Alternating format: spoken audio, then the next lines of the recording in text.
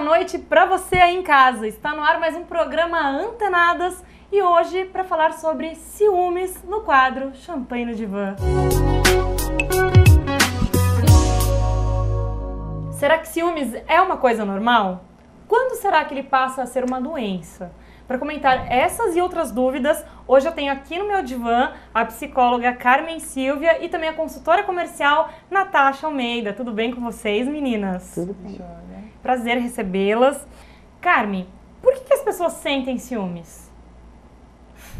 As pessoas sentem ciúmes porque elas têm muito medo de perder. Elas ficam muito inseguras se elas estão sendo amadas, se a pessoa que está com ela valoriza essa relação, se ela quer estar, se ela não está sendo ameaçada por outra pessoa que possa entrar às vezes nessa relação, às vezes nem tem essa pessoa, mas a pessoa, o ciumento, ele imagina que tem uma terceira opção e aí por isso, ou pela fantasia ou pelo dado real, ele sofre. E aí ele acaba conturbando essa relação. Natasha, você se considera uma pessoa ciumenta? Não, me acho bem tranquila até com relação ao tema. Não me acho, me acho bem tranquila, pacífica, eu sou adepta de uma boa conversa, da sinceridade, acho que eu sou tranquila nesse sentido. Vocês não acham que o ciúme está muito ligado à possessão, assim? Então, a gente só acha isso quando ele passa a ser um ciúmes patológico, né? Não é mais um ciúmes normal que tem como objetivo manter essa relação. Então aí eu já entro numa característica da obsessão. Então essa pessoa é minha, ela tem que fazer o que eu quero, as minhas expectativas ela tem que atingir. Caso contrário, eu me sinto inseguro. A autoestima cai e junto com esses ciúmes vem outros sentimentos, né? Então vem o sentimento da raiva, porque eu estou passando por isso. Então vem aquela questão da agressividade muitas vezes, porque o outro tem que corresponder aos meus desejos. Junto com esse ciúmes patológico vem um monte de outros sentimentos que mostram que a pessoa não está bem. Sim. Você sabe que outro dia eu estava conversando com uma colega pelo Facebook e ela veio me questionar, né? Por eu estar sempre na televisão, na mídia, maquiada, e agora tenho meu Facebook, que é uma página que acaba expondo muito a minha imagem, né? Maquiada e tudo mais. Ela perguntou, mas como que seu marido lida com isso, né? Eu falei, ele lida normalmente, porque essa coisa de ciúmes não é que não existe na nossa relação, existe, mas assim, é num ponto saudável. É claro que se ele vê que algo realmente está acontecendo, ele vai se chatear, mas ele não é de ficar me questionando, né? E, enfim, né, para resumir essa história, o que eu achei interessante dessa conversa com essa menina é que ela disse, né, que ela namora uma pessoa e que ela jamais admitiria uma coisa assim, porque essa pessoa lhe pertence, é dela, né? E eu respondi assim, viu, eu até concordo em partes, né, das coisas que você me disse, agora tem uma coisa que eu não concordo de jeito nenhum, que essa pessoa é sua, que ela lhe pertence, viu? Ninguém pertence a ninguém, ninguém é de ninguém. Você não pertence nem a você mesmo. Ainda mais num relacionamento, né? Sim. Eu sou adepta do ciúme saudável, como Sim. você bem disse.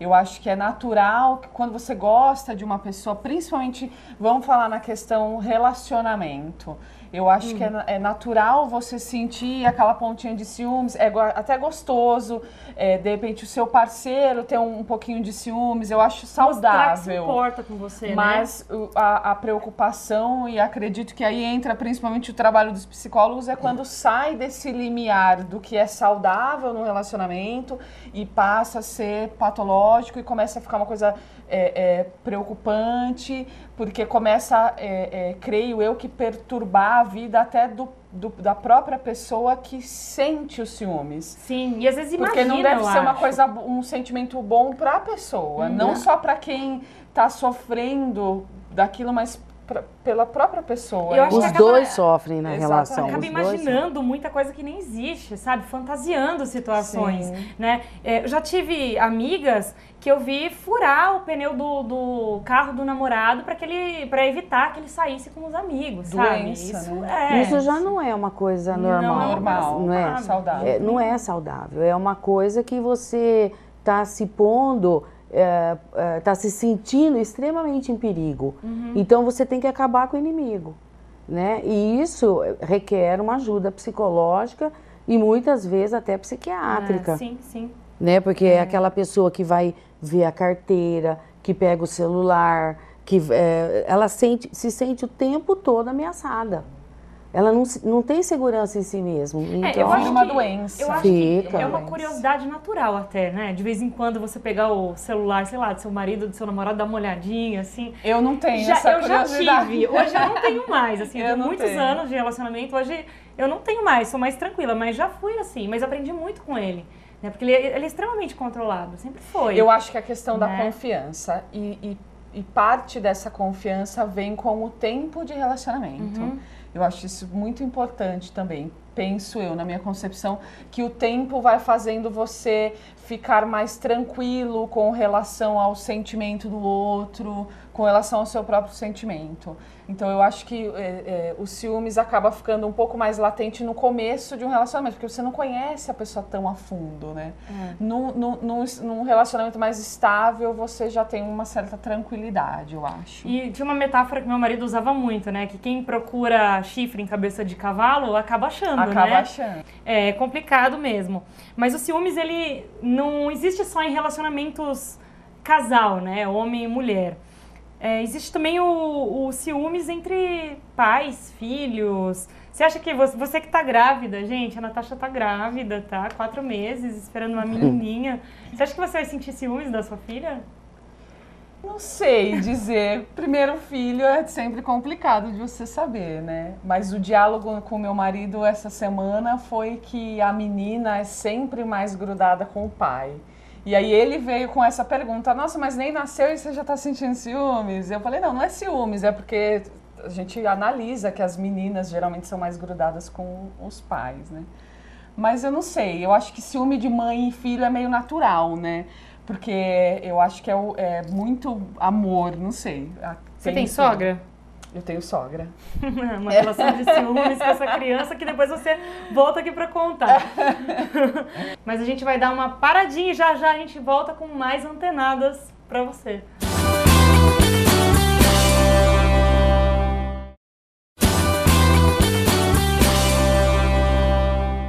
Já estamos de volta, o intervalo foi bem rapidinho e hoje nós estamos aqui falando sobre ciúmes com a psicóloga Carmen e também com a consultora comercial Natasha. Estávamos falando agora há pouco sobre a Natasha, que está grávida, né? E sobre essa relação de ciúmes com filhos e sogras e tudo mais. Isso é uma coisa natural? Esse ciúmes é natural, né? Até porque você não sabe como vai ser, né? Você não sabe qual vai ser a reação do seu marido, qual vai ser a sua reação. Quando o neném nascer, você vai ter uma atitude diferente, afetiva, né? E você não sabe como ele também vai reagir. Então isso gera uma ansiedade na gente, gera um medo, né? Será que ele vai ficar mais ligado na neném do que em mim? Será que ele vai conseguir repartir esse amor? Que na verdade são amores diferentes. Que nem você está falando de sogra. O amor de sogra é da mãe dele. O seu amor é outro. Eles vão conviver, mas não pode um concorrer com o outro. Sim, mas assim, eu acho que principalmente quando a criança nasce, isso é bem comum de acontecer. Eu acho que não só com a sogra, quanto com a mãe, muitas vezes com a mãe da gente. Porque quando você tem um bebezinho, no meu caso, por exemplo, eu virei uma leoa e eu achei que ninguém sabia cuidar da minha filha. Eu era a única pessoa capaz de colocar. Eu não deixei nem a... Olha, tá vendo só como que é? Eu até agora tava falando que eu não era uma pessoa ciumenta, que eu sou super controlada, e eu começo a lembrar e ver que não. Eu tenho ciúme sim, né? Então, como eu tava falando, quando minha filha nasceu, eu não deixei nem a enfermeira dar banho nela no hospital, né? Ela ficou por um tempo na UTI neonatal, e a hora que veio pro quarto, né? Ela chegou, eu lembro que ela chegou assim, mamãe, vou dar banho no seu bebê. Aí eu falei, não vai não, você vai olhar e ver se eu tô fazendo certo, porque eu quero ser a primeira a dar o banho no meu bebê. E depois disso, assim, a única pessoa que eu não tinha ciúmes da minha filha era o meu marido.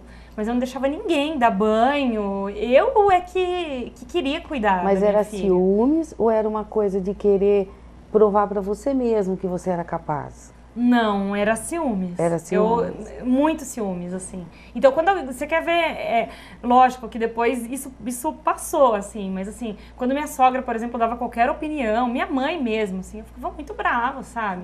Ai, não é assim, faz desse outro jeito, coloca a touquinha na cabeça da criança, que tá frio. Eu falava, meu, tá pensando que eu não sei cuidar da minha filha? Não sei, pode ser que tenha um pouco disso, né, que você tá falando, mas eu tinha a impressão que outras pessoas estavam querendo ser a mãe da minha filha, entendeu? E o ciúmes envolve muito o medo de perder esse afeto, né? Então vamos supor que a minha filha goste mais da minha sogra do que de mim, ou ela goste mais da minha mãe do que de mim. E às vezes até com o marido. Tem muito marido que tem ciúmes da esposa com o filho. Tem muito marido que quando a criança nasce, ele começa a desenvolver alguns padrões de comportamento que até então ele não apresentava para chamar a atenção da mulher. Até porque a mãe está totalmente voltada para os primeiros cuidados com a criança e às vezes ela acaba deixando de lado esse trato com ela o marido. Deixa de ser mulher para ser só mãe. Para ser mãe, exatamente. Mas porque há uma necessidade da criança naqueles primeiros cuidados. Só que às vezes esses cuidados são excessivos. Entendi. Eles fogem daquilo que é necessário. Então a mãe fica muito voltada para a criança. Ela esquece que ela é mulher e que a criança é uma consequência da relação. Ela não é a causa dessa relação. Então a mulher fica só mãe. Aí muitas vezes eu conheço casos de homens que desenvolveram alcoolismo, que começam a chegar tarde em casa para chamar a atenção da mulher mesmo. Sabe? Coisa que eles nunca fizeram, começam a fazer. O que acontece? Ela esquece do bebê, parcialmente, e começa a ficar ligado. Ele está demorando para chegar, o que está acontecendo?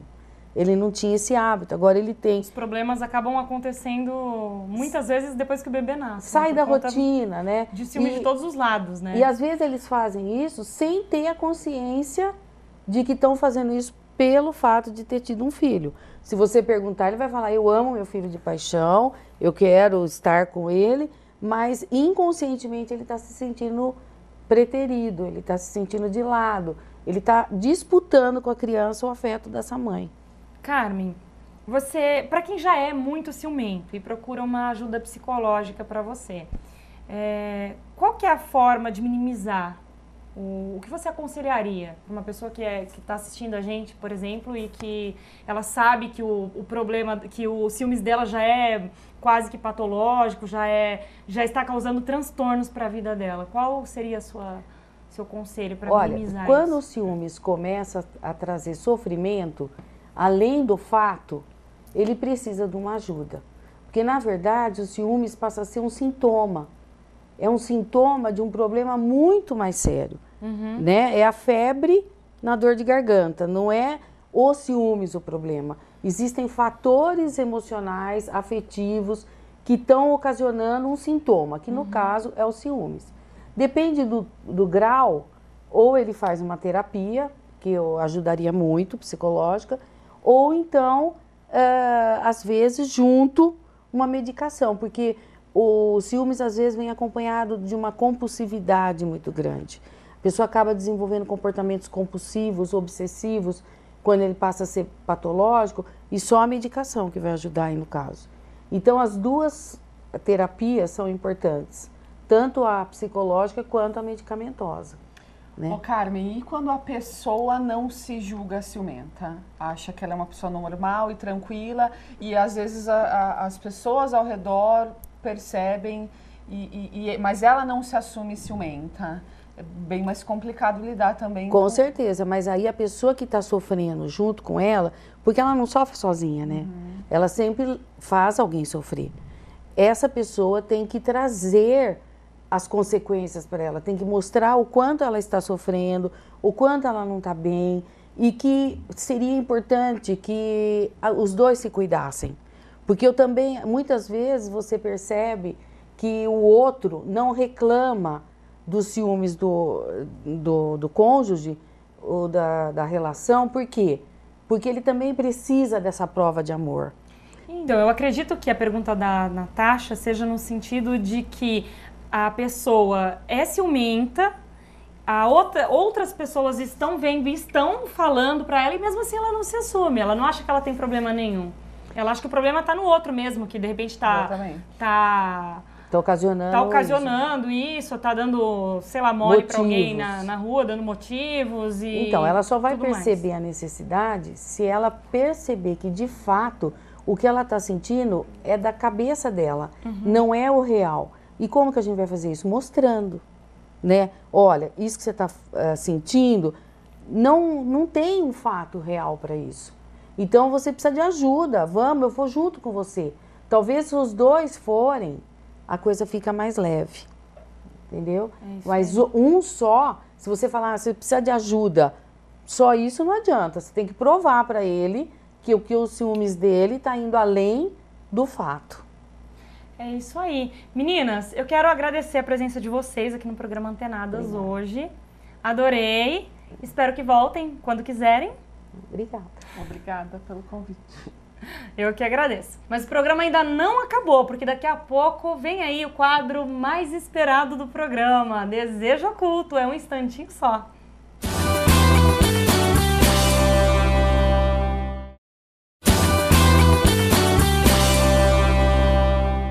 O intervalo foi bem rapidinho, nós já mudamos todo o nosso cenário, todo o nosso estilo, porque agora é a hora de apimentar a sua noite com o quadro Desejo Oculto. Mais uma vez aqui no meu programa, o músico Tom Nando, o Fofão. E aí, Fofão, tudo bem? Tudo legal, prazer voltar para aqui, viu? Feliz que você esteja de novo. Isso aqui já está virando um relacionamento, já tá virando, daqui a pouco você vai cobrar, fala assim, você não foi ontem. Né? A primeira vez, a gente está se conhecendo, agora já na segunda, na terceira, a coisa já ficando... Tá atrasado. Vai ficando mais sério, já começa a atrasar, é complicado. Mas legal, muito bom estar aqui. E se você em casa quer participar, mande a sua pergunta para o antenadas@tvredepaulista.com.br que nós vamos responder no mais completo sigilo. Vamos responder as perguntas então? Vamos lá, tô louco. Vamos ver qual que é o tema aqui que me mandaram. Vamos lá. Meu casamento está próximo e me preocupo demais com uma coisa. Como vai ficar o sexo após anos de convívio? Nem imagino se minha namorada pensa nisso. Mas vocês têm dicas de como manter o desejo sem cair na rotina? É complicado, né? A rotina é uma coisa que se você não tomar um pouquinho de cuidado, não tiver algumas coisas para inovar, ela pode, na minha percepção, ela pode ser prejudicial, sim. O que você acha? Eu acho também. A criatividade na hora do sexo, ela é tudo, né? E assim, eu já fui casado por 9 anos, passei por essa fase de cair numa rotina, e depois apimentou de novo, depois o casamento acabou, aquela coisa. Mas eu acho que assim, é um pouco difícil a gente ficar criando toda hora alguma coisa nova. Né? Haja criatividade, né? Haja criatividade, ou então você ter disponibilidade para estudar as coisas, né? Estudar um livro legal, ver um filme pornô para aprender coisas novas ali, enfim, há como se apimentar ali. E também tem um outro lado da moeda que é, ou bem, onde você aprendeu a fazer isso, né? Quando a pessoa aparece a menina, por exemplo, desenvolve uma coisa nova e o cara, poxa, onde você aprendeu a fazer isso? Gente, mas informação tá aí, né? Tá na internet, tá na revista, tá... Mas é interessante. A gente busca, é interessante, né? que a pessoa, quando vira, assim, uma coisa nova, uma surpresa nova, não entre numa noia de falar assim, pô, com quem que você aprendeu isso? Comigo sim, mesmo. Porque você acha que pode assustar, de repente tem gente que assusta, tem gente que, com quem que você aprendeu a fazer isso? Isso acontece. Eu acho que quando você nunca inova, né? É sempre a mesma coisa, de repente a mulher chega com um chicote em casa, né? Aí eu acho que tudo tem que começar devagar, né? A minha dica para você é visita uma loja, um sex shop, né? Tem uma infinidade, tem muitos produtos no mercado, muita coisa, não para de lançar produto novo nunca, né? E você encontra lá na Selkies Boutique Erótica, ali na 9 de julho, se você passar, você encontra, por exemplo, esse livro do Kama Sutra, né? Que é um livro é um guia, na verdade, oriental, tailandês. Você morou já na Tailândia. Você morou na Tailândia? Sim.